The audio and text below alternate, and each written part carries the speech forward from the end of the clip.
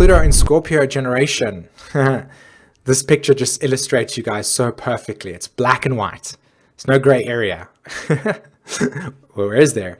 So the point here with the Pluto and Scorpio, you guys come through, there's two parts of yourselves. There's the first part of the Pluto and Scorpio generation where you're just like powerhouses. You come in here, you've already done the Pluto Libra stuff. You're born into this existence where you're asking and actually dealing with quite a lot of deep emotional landscape work. So it's like this picture just beautifully expresses yourself. It's like you've gone to the core. You want to know what is happening beneath everything. Okay. So you're here, you're the powerhouses, you've got all the strength, you don't, there's a part of your generation that doesn't actually have any relationship to money whatsoever, because it's just that you have free energy. The YouTubers and so on and so forth, they've got tons and tons of cash. They just buy stuff. It doesn't matter. There is no value to energy anymore in that sense. You just have power. But then there's the other ones that are born into this incarnation where you have absolutely no power, and it's having to evolve through that disempowering experience.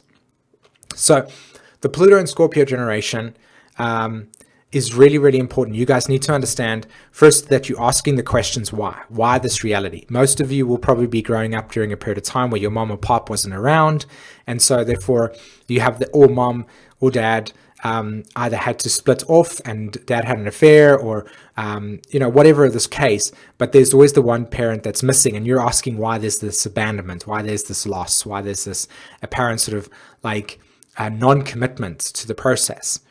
So you carry with you this energetic debris actually of having to ask the questions why, getting to the bottom of your soul, confronting your soul, and then evolving past your limitations.